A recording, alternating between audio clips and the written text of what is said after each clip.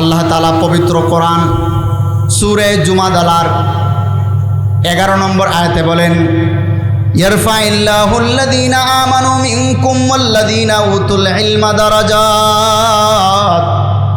আল্লাহ পাক রব্বুল আলামিন পবিত্র কোরআনে সূরা জুমাদালার 11 নম্বর আয়াতে আল্লাহ তাআলা বলেন, ও দুনিয়ার মানুষ সকল, তোমাদের মধ্যে যারা ঈমানদার এবং পবিত্র কোরআনের জ্ঞান প্রাপ্ত, আল্লাহ তাআলা তাদের সম্মানকে বৃদ্ধি করে দেয়। সুবহানাল্লাহ বলেন।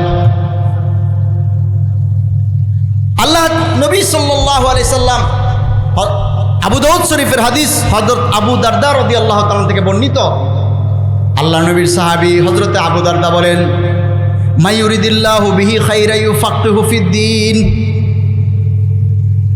যে আল্লাহ তাআলা যাদের মঙ্গল চান, যাদেরকে ভালোবাসেন, আল্লাহ তাআলা তাদেরকে কোরআনের জ্ঞান, ফিকার জ্ঞান দান করেন। সুবহানাল্লাহ বলেন। কে ভালোবাসেন? আল্লাহ যাদেরকে ভালোবাসেন তাদেরকে কোরআনের জ্ঞান দান করেন। আর কোরআনের আয়াতে বলা হয়েছে, যারা তোমাদের মধ্যে ঈমানদার এবং পবিত্র কোরআনের হিকমত প্রাপ্ত, ইলম প্রাপ্ত, আমি আল্লাহ তাদের সম্মানকে সুবিশাল করে দেই। সুবহানাল্লাহ বলেন। অন্য আয়াতে সূরা বাকারার 269 নম্বর আয়াতে আল্লাহ তাআলা বলেন, ইউতিল হিকমাতা মান ইয়াশা ওয়া মান ইউতিল হিকমাতা ফাকাদ উতিয়া খায়রান কাসীরা। আল্লাহ পাক রব্বুল আলামিন বলেন যে আমি আল্লাহ তাআলা যাকে ইচ্ছা আমার কোরআনের জ্ঞান দান করি, আর যে ব্যক্তি কোরআনের জ্ঞান প্রাপ্ত হয় সে আমি আল্লাহর পক্ষ থেকে অতি উত্তম বস্তু প্রাপ্ত হলো। সুবহানাল্লাহ বলেন। আমার প্রাণের বন্ধুগণ, কলিজার বাবাজিরা, পর্দার আড়ালের মা বোনেরা, একটু গভীরভাবে যদি আমরা চিন্তা করি, আল্লাহ তাআলার আয়াত দয়, আল্লাহর রাসূলের হাদিস থেকে প্রমাণ হয়, আল্লাহ এবং আল্লাহর রাসূল চান আমার বান্দারা যেন দুনিয়াতে সম্মানিত হয়। কথা বলেন ঠিক কিনা? যারা কোরআনের জ্ঞান প্রাপ্ত হবে, আল্লাহ তাআলা তাদেরকে দুনিয়াতেও সম্মানী বানাবে এবং আখিরাতেও সম্মানী বানাবে। আমার বন্ধুগণ, এই জন্য আল্লাহ তাআলা বান্দাদেরকে বলতেছেন, ও আমার বান্দারা, তোমরা ঈমানদার হও, কোরআনের জ্ঞান প্রাপ্ত হও। ঈমান আনার পরে যদি তোমরা কোরআনের জ্ঞান বলা হয়ে যাও, আমি আল্লাহ তোমাদের সম্মান বাড়ায় দিব। এবার বলেন তো দেখি, যদি আপনার একটা ছেলে কোরআনের হাফেজ হয়, এই মাদ্রাসা থেকে যদি আপনার একটা মেয়ে কোরআনের হাফেজা হয়, তাহলে তার সম্মান বাড়বে কি বাড়বে না? আপনার ভাই তার ছেলেকে যদি ইঞ্জিনিয়ার বানায়, আপনি যদি আপনার ছেলেকে হাফেজ বানান, আপনাদের ঈদগাহে 2 জন উপস্থিত হলো, ইমাম সাহেব নাই, বলেন তো সামনে কে দাঁড়াবে? কথা কয় না, কে দাঁড়াবে? না ইঞ্জিনিয়ার? হ্যাঁ, হাফেজ সাহেব। তাইলে সম্মান বাড়ছে না কমছে? বাপ দাদা 14 গোষ্ঠী 14 সিঁড়ি, তার পিছে না সামনে? কথা কয় না, পিছে না সামনে? তাইলে আল্লাহর কোরআনের সাথে মিল আছে না নাই? শুধু তাই না, সে দুনিয়াতে সম্মানী হল যদি সে কোরআনের জ্ঞান প্রাপ্ত হয়ে যায়। আল্লাহর রাসূল সাল্লাল্লাহু আলাইহি সাল্লাম হাদিসে বলে, ও দুনিয়ার মানুষেরা, তোমার সন্তান যদি কোরআনের হাফেজ হয়, কোরআনের হাফেজা হয়, শোনো শোনো, যখন কিয়ামতের মাঠ কায়েম হয়ে যাবে, কাল কিয়ামতের কঠিন বিভীষিকাময় অবস্থায় আল্লাহ তাআলা কোরআনের হাফেজকে বলবে, ও কোরআনের হাফেজ, ইকরা, পড়ো, আর তুমি উচ্চ আসন লাভ করতে থাকো। পড়তে পড়তে পড়তে পড়তে তোমার পড়া, তোমার তেলাওয়াত যেই জায়গায় গিয়ে শেষ হবে, আমি আল্লাহ তোমার অবস্থানও সেই জায়গায় রাখছি। সুবহানাল্লাহ বলেন। তাইলে দুনিয়ায় না আপনি যদি একটা বাড়ি করেন 10 তালা করলেন, না যদি করেন এর চেয়ে বেশি 20 তালা করলেন, এর চেয়ে বেশি করলেন না 25 পর্যন্ত করলেন, এর উপরে কি আর করতে পারবেন না? কথা কয় না? কিন্তু আমার আল্লাহর কোরআনের হাফেজ এবং হাফেজা যদি আপনার সন্তান হয়ে যায়, আমার আল্লাহ বলেন, ইয়ারফাইল্লাহুল্লাযীনা আমানু মিনকুম ওয়াল্লাযীনা উতুল ইলমা দারাজাত। ও দুনিয়ার মানুষ, তোমরা যদি বিশ্বাসী হয়ে যাও আর আমার কোরআনের জ্ঞান অর্জন করো, আমি আল্লাহ তোমাদের সম্মান সুবিশাল করে দিব। আল্লাহর নবী বলেন, মাইয়ুরিদিল্লাহু বিহি খাইরা ইউফাক্কিহু ফিদ্দীন। আমার আল্লাহ যাকে ভালোবাসে, পছন্দ করে, তাকে কোরআনের জ্ঞান দান করে। আর কেউ যদি সত্যিকার অর্থে কোরআনের জ্ঞান সম্মানীওয়ালা হয়ে যায়, দুনিয়ায় যে রকম সে সম্মানী হবে, আখেরাতেও আমার আল্লাহ তাকে 6,666 তালার মালিক বানায়া আল্লাহ তাআলা তাকে পুরস্কৃত করবে। সুবহানাল্লাহ বলে। তাহলে আমার ছেলে মেয়েকে কোরআনের শিক্ষায় শিক্ষিত করলে সম্মানী হইব না অসম্মানী হইব? অনেক মানুষ অসম্মানের চৌকে দেখে, কথা কোন ঠিক কিনা? কিন্তু এগুলা দেখার বিষয় না। কে সম্মানের চোখে দেখলো আর কে দেখলো না, এটাই দেখার বিষয় না আল্লাহর কোরআন মানার বিষয়? কথা বলেন ঠিক কিনা?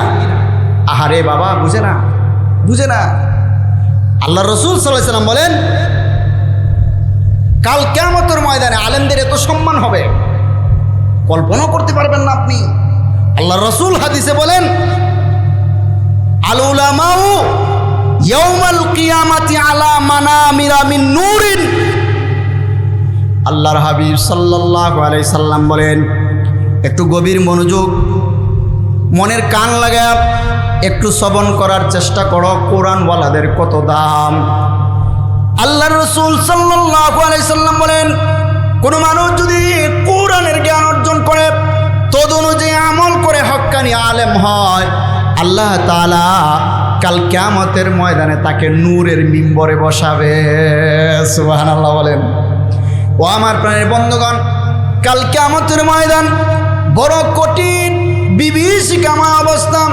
কেউ যখন কাউকে চিনবে না, মা যখন তার সন্তানকে ভুলে যাবে, বাবা তার ছেলেকে ভুলে যাবে, আত্মীয় স্বজন একজন আরেকজনকে দেখলে পলায়ন করবে, গুনাহগারেরা চিৎকার করবে, হাউমাউ করবে, কারো গুনাহের কারণে, তাপের কারণে শরীর থেকে গাম জড়তে জড়তে কারো হাঁটু সমান, কারো কোমর সমান, কেউ সাঁতরাইতে থাকবে। সূর্যটা দুনিয়া থেকে 9,30,00,000 মাইল দূরে থাকা সত্ত্বেও দুনিয়ার সূর্যের তাপ আমরা সহ্য করতে পারি না, কিন্তু কাল কিয়ামতের ময়দানে ওই সূর্যকে 70 গুণ তাপ বাড়ায় দেয়া পাপীদের মাথার 9 ইঞ্চি উপরে এনে দেওয়া হবে। আমার প্রাণের বন্ধুগণ, ওই কঠিন কাল কিয়ামতের বিভীষিকাময় অবস্থায় আল্লাহ তাআলা আল্লাহর কোরআন হাদিস মান্যওয়ালা আমলদার হক্কানি আলেমদেরকে আমার আল্লাহ কাল কিয়ামতের ওই কঠিন বিভীষিকাময় অবস্থায় নূরের মিম্বরে আধিষ্ঠিত করবে। সুবহানাল্লাহ বলেন। এই জন্য বলেন, একটু নিয়ত করেন, এই সম্মানে আমাদের ছেলে মেয়েদেরকে আদিষ্ট করা দরকার আছে না নাই? যদি করতে চাই, এই ধরনের তালিমুল কোরআন মহিলা মাদ্রাসা আমাদের দরকার আছে না নাই? একটা মেয়ে যদি আলেমা হয়ে যায়, সেও এই সম্মান পাবে কাল কিয়ামতের ময়দানে। আর একটা সন্তান যদি আলেম হয়ে যেতে পারে, অথবা আপনার সহযোগিতা ভালোবাসা যদি হয়ে যায় মাদ্রাসার সাথে, তাহলে এই মাদ্রাসার মহব্বত আপনাকে জান্নাত পর্যন্ত পৌঁছায়া দিতে পারে। হাদিসের মধ্যে আসছে, সাধারণ মানুষের মুক্তির পথ 4টা। কয়টা? মুক্তির পথ 4টা। আল্লাহ নবী সাল্লাল্লাহু আলাইহি সাল্লাম বলেন, কুন আলিমান আও মুতাল্লিমান আও মুহিব্বান আও মুস্তামিয়ান ওয়ালা তাকুন খামিসা। হয়তো তুমি কি হও? আলেম হও। হয়তো তুমি কি হও? আলেম হও। না হয় আলেমের ছাত্র হও, না হয় আলেমকে মহব্বত করো, না হয় আলেমের কথা শ্রবণ করে তদনুযায়ী আমল করো। এই 4 রাস্তা যারা অবলম্বন করবে, আল্লাহ তাআলা তাদেরকে মাফ করে দিবে। বলেন সুবহানাল্লাহ।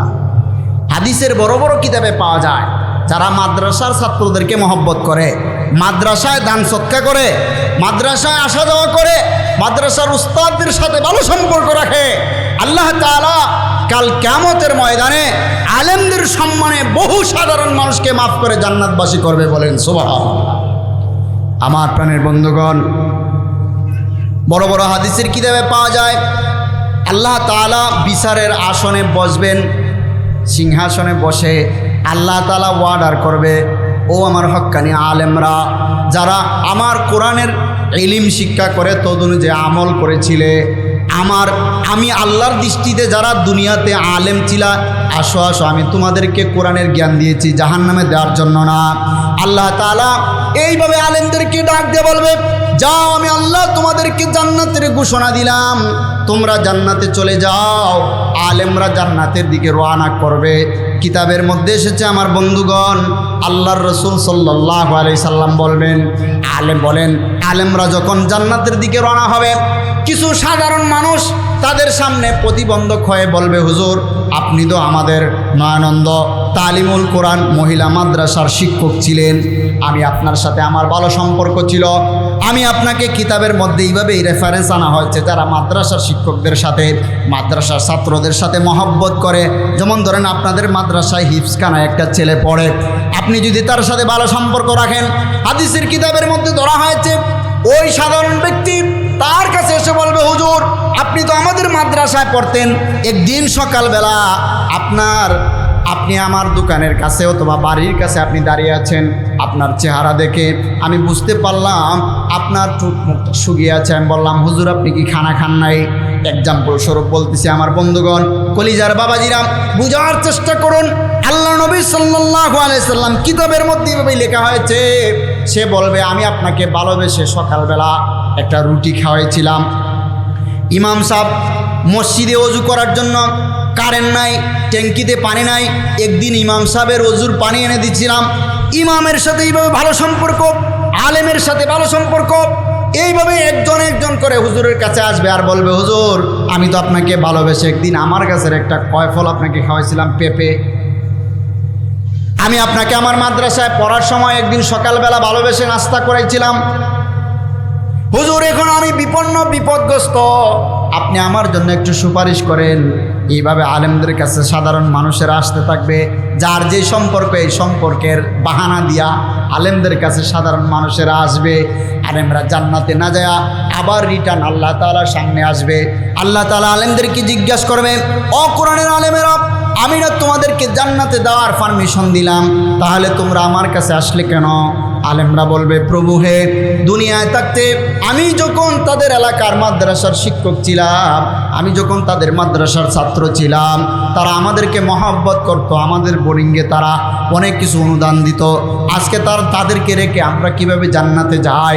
আল্লাহ তাআলা তার সিংহাসনে বসে আল্লাহ ওয়ার্ডার করবে, ও আমার ফেরেশতারা, যারা দুনিয়ার জমিনে আমার কোরআনের আলেমদের মহব্বত করেছে, কোরআনী মাদ্রাসার সাথে সম্পর্ক রেখেছে, আমি আল্লাহ আলেমদের সম্মানে তাদেরকেও মাফ করে দিলাম। সুবহানাল্লাহ বলেন। তাহলে এই মাপ পাওয়ার দরকার আছে না নাই? এই মাপ পাইতে হলে আলেমদের সাথে মাদ্রাসার সাথে সুসম্পর্ক রাখতে হবে। কথা বলেন ঠিক কিনা? রাখবো তো ইনশাআল্লাহ। আলেমদের কত সম্মান। আমরা অনেক সময় রাফ কথা বলি, সমালোচনা করি কি করি না? কিন্তু দেখেন আল্লাহ তাআলার দুনিয়ার সমস্ত মাখলুকরা আলেমদের জন্য দোয়া করে। সুবহানাল্লাহ বলে। বড় বড় হাদিসের কিতাবে আছে, আবু দাউদ শরীফের 3641 নম্বর হাদিস, হযরত আবু দারদা থেকে বর্ণিত, আল্লাহ নবীর সাহাবী বলেন, আমি রাসূল সাল্লাল্লাহু আলাইহি সাল্লামকে বলতে শুনেছি যে দুনিয়ার সমস্ত মাখলুক, এমনকি গর্তের পিপিলিকা, নদীর পানির নিচের মাছ পর্যন্ত মাদ্রাসার তালিবুল ইলমদের জন্য মাগফিরাতের দোয়া করে। সুবহানাল্লাহ বলেন। এই হাদিসেই আলেমদের কথা বলা হয়েছে, যারা আল্লাহর কোরআনের আলেম, তাদের থেকে যদি অজান্তে কোনো ভুল হয়ে যায়, এর জন্য দুনিয়ার সমস্ত মাখলুক আল্লাহ তাআলার জন্য, আল্লাহ তাআলার কাছে তাদের মাগফিরাতের জন্য দোয়া করে। সুবহানাল্লাহ বলেন। আমরা সামন দিকে লক্ষ্য করি, পিছে বাচ্চারা কথা বলুক, ওরা তো বাচ্চা মানুষ, এটাই সৌন্দর্য। বুঝতে পারছেন? আমরা কথাগুলো খেয়াল করে শুনি। সমস্ত মাখলুকরা কাদের জন্য দোয়া করে? আলেমদের জন্য দোয়া করে, মাদ্রাসা ছাত্রদের জন্য দোয়া করে। এমনকি তাদের সম্মানে হাদিসে আসছে, ফেরেশতারা তাদের নূরের ফর তাদের পায়ের নিচে বিছায়া দেয়। সুবহানাল্লাহ বলেন। কত সম্মান! সম্মান দিছেন কে? আল্লাহ দিছেন, আল্লাহ রাসূল দিছেন। কেন? তারা দুনিয়ার শ্রেষ্ঠ শিক্ষায় শিক্ষিত। কথা বলেন ঠিক কিনা? অন্য হাদিস আছে, খায়রুকুম মান তাআল্লামাল কুরআনা ওয়া আল্লামা। আল্লাহ রাসূল বলেন, তোমাদের মধ্যে সর্বোত্তম ওই ব্যক্তি যে কোরআন শিখে এবং অন্যকে শিক্ষা দেয়। তাহলে আমাদের মাদ্রাসায় কোরআন শিক্ষা হয়? কথা কয় না, কথা হয় না, শিক্ষা হয়। একদল আছে শিখে, আর একদল কি আছে শিখায়। আপনারা বলবেন আমরা কই আছি? আপনারা যে ব্যবস্থা করছেন, আপনারা ব্যবস্থা করেন নাই? মাদ্রাসায় আপনাদের অনুদান আছে না নাই? কথা কয় না, আছে না নাই? তাহলে আপনারাও এর ভিতরে আছেন। আপনারা ব্যবস্থা করার কারণে, ভালোবাসার কারণে আজকে এখানে ছাত্রছাত্রীরা কোরআন শিখতেছে। এটাকে উসিলা করে আল্লাহ মাফ করতে পারে কি পারে না? কথা কয় না, পারে কি পারে না? আমাদের শাইখুল হাদিস শাহ হুজুর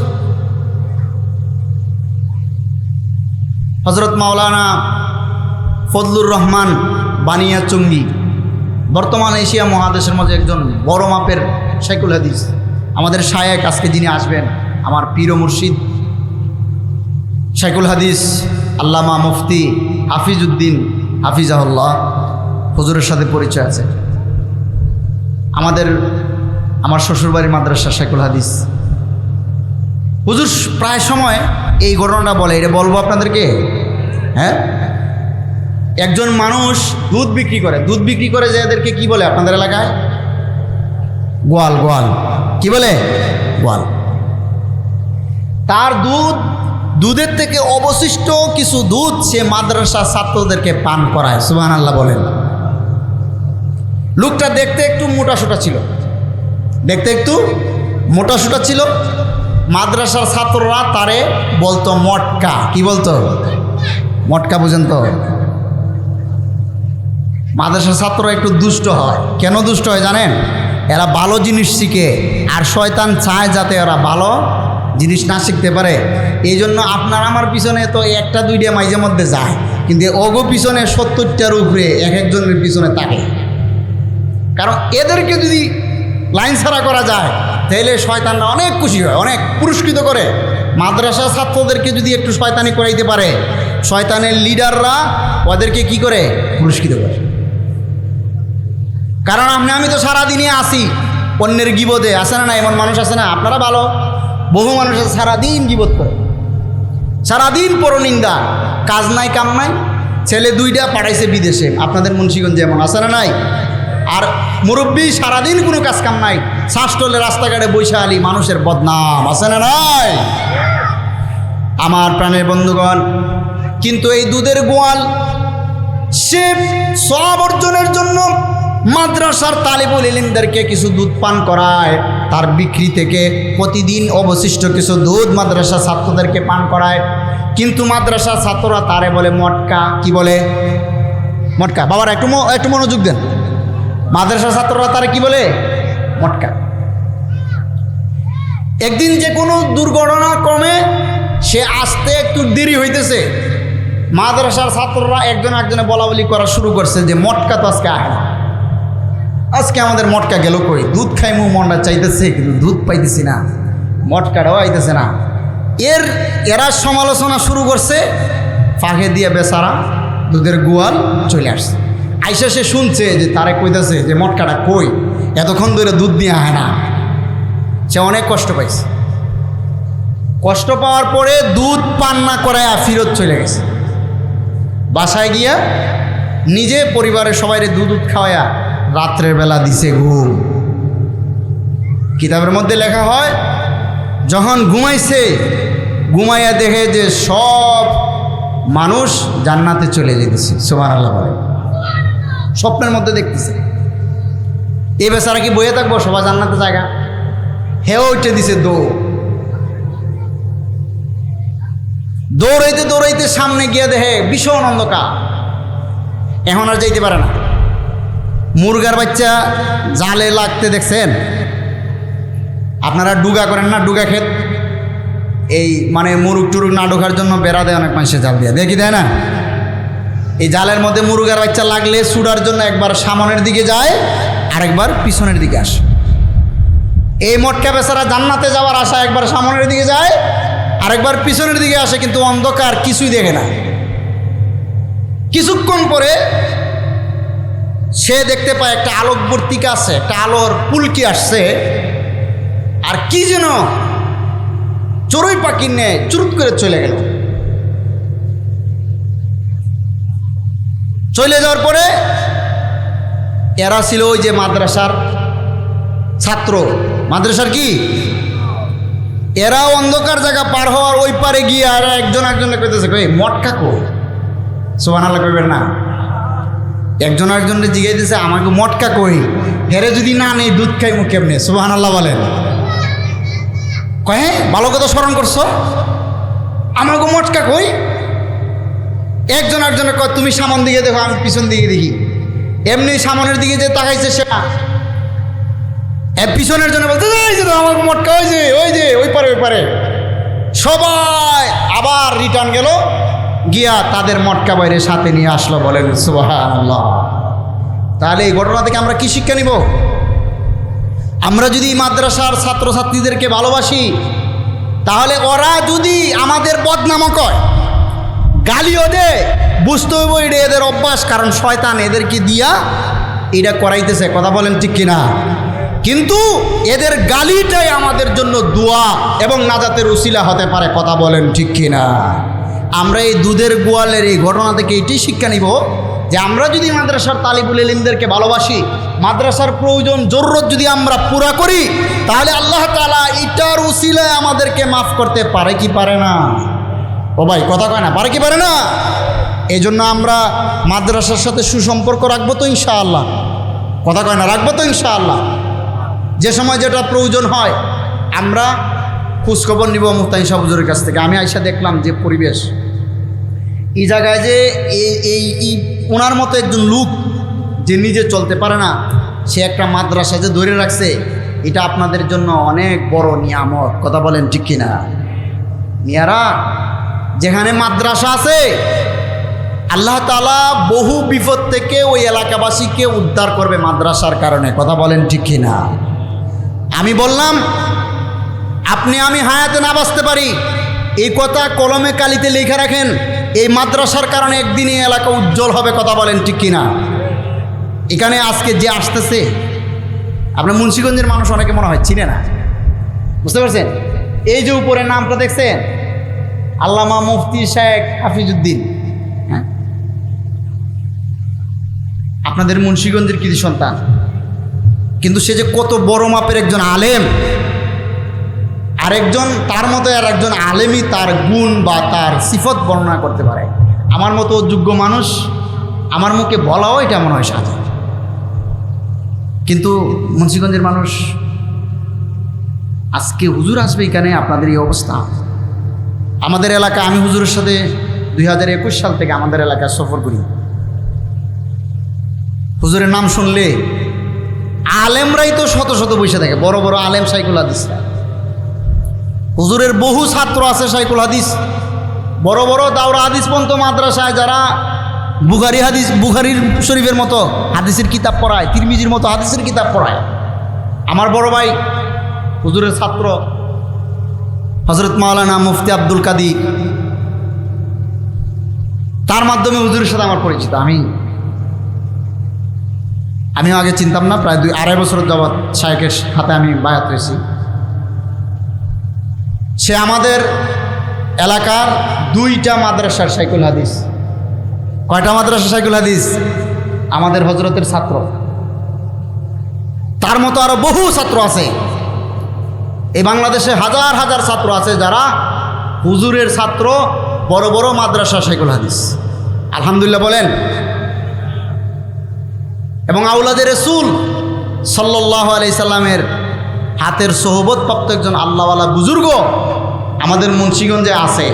এটা আমাদের জন্য খুশনসিব। কথা বলেন ঠিক কি না? কিন্তু এরপরও মুন্সিগঞ্জের মানুষ আন্ডারি বান্ডারি মাজারি যায় কি যায় না? কথা কানে আছে না নাই? এই জন্য হক্কানি বুজুর্গদের সোহবত নিতে হবে ভাই। জিন্দিগি পরিবর্তন হয়ে যেতে পারে আল্লাহওয়ালা বুজুর্গ আলেমদের সোহবতে। কথা বলেন ঠিক কি না?